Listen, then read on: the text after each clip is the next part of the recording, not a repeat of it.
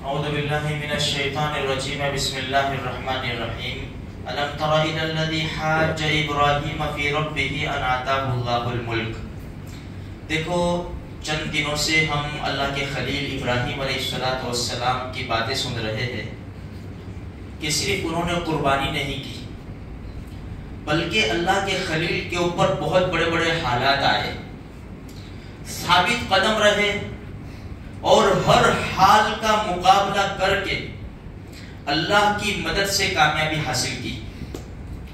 دیکھو اس آیت کے اندر بہت بڑی دنیا کی طاقت اللہ کے خلیل سے ٹکرا گئی، پھر بھی گھبرائی نہیں، ڈرے نہیں۔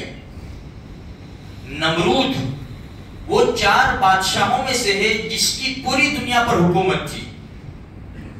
نمرود، بخت نصر، یہ 2 کافر، اور سلیمان علیہ السلام اور ذوالقرنین، یہ 2 مسلمان۔ یہ 4 بادشاہ ایسے گزرے ہیں کہ پوری دنیا پر ان کی حکومت تھی۔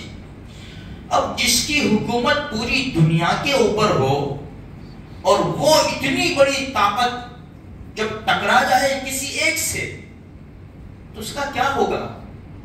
لیکن ڈٹ گئے۔ اصل یہ ہے ثابت قدم رہنا۔ قرآن کا 24واں پارہ کہتا ہے نا، ان الذین قالوا ربنا اللہ ثم استقاموا۔ اصل یہ ہے کہ جس نے کہا اللہ ہمارا رب ہے، پھر اس کے اوپر ثابت قدم رہے، جتنے بھی حالات آئے ڈگمگائے نہیں، بکے نہیں، اپنے ایمان کو زخمی نہیں کیا، اور ثابت قدم رہے۔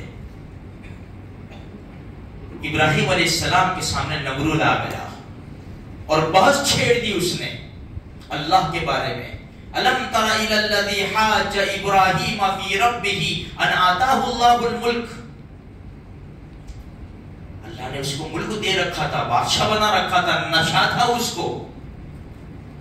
اذ قال ابراہیم ربی الذی یحیی و یمیت۔ جب وہ بحث و مباحثہ کرنے لگا تو ابراہیم علیہ السلام نے بالکل سمپل کہا، سادہ اس کے سامنے ایک سوال رکھا، بھائی میرا رب تو وہ ہے جو زندہ بھی کرتا ہے، مارتا بھی ہے، زندگی بھی دیتا ہے، موت بھی دیتا ہے۔ یعنی اللہ پیدا بھی کرتا ہے اور اللہ موت بھی دیتا ہے۔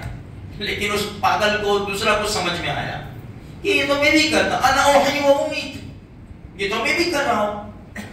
2 قیدی کو بلائے جن کے اوپر واجب القتل تھا، سزا دی، ایک کو قتل کیا، دوسرے کو چھوڑ دیا، کہا دیکھا اس کو میں نے مار دیا، اس کو زندگی دے دی۔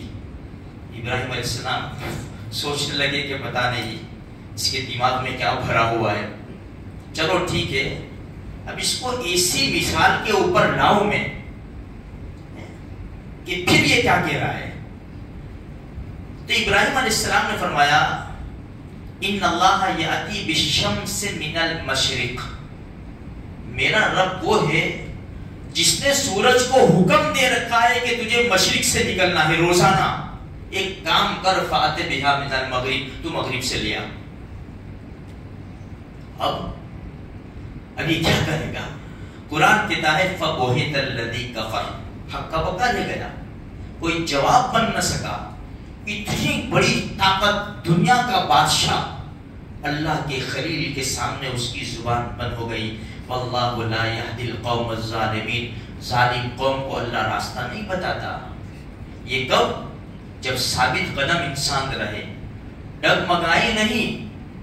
اللہ کے خلیل نے صرف قربانی نہیں کی بلکہ اللہ کے خلیل کے اوپر بڑے حالات آئے۔ میرے بھائیوں، ہم نے خلیل اللہ کی یاد میں قربانی کی، ذرا ان کی زندگی کے اوپر بھی نظر ڈالے کہ ان کی زندگی کے کیا کیا حالات تھے اور کس طرح ثابت قدم رہے، کس طرح تکلیفیں اٹھائی، کس طرح وطن چھوڑنا پڑا اور کیسے کیسے امتحانات دیے، اللہ نے ان کو کامیاب کیا ہے۔ تو حالات آئیں گے، مسلمان ہونے کے ناطے حالات تو ہمارے اوپر آنے ہی آنے ہیں، کسی کے اوپر چھوٹے حالات، کسی کے اوپر بڑے حالات، لیکن پکا سچا مسلمان وہ ہے کہ حالات کا مقابلہ کرے اور اپنے آپ کو ثابت قدم رکھے اور اپنے ایمان کو بچائے۔ کسی بھی قیمت میں ایمان بیچا نہیں جا سکتا، نہ کرسیوں کے خاطر، نہ زمینوں کے خاطر، نہ عہدوں کے خاطر، نہ خوف کے خاطر، نہ لالچ کے خاطر۔ کسی بھی قسم سے ایمان نہیں بیچا جا سکتا. ایمان کے لیے، ایمان کو بچانے کے لیے ہر چیز قربان ہو سکتی ہے، لیکن ایمان کے اوپر آنچ نہیں آنی چاہیے میرے بھائیوں، اس لیے کہ کل مریں گے. یہ ایمان ایک امانت ہے، اس امانت کو ہو بہو زخمی نہیں ہونی چاہیے. یہ امانت آج ہمارا ایمان ہے نماز نہ پڑھنے کی وجہ سے زخمی ہے، جھوٹ کی وجہ سے زخمی ہے، آنکھوں کے غلط دیکھنے کی وجہ سے زخمی ہے، کانوں کے غلط سننے کی وجہ سے زخمی ہے، کسی کا لینا دینا لیا دیا نہیں اس کی وجہ سے، بہنوں کو بھائیوں کو وراثت نہ دینے، کتنا ہم نے ایمان کو زخمی کر رکھا ہے. ایسے اللہ کی مدد نہیں آتی.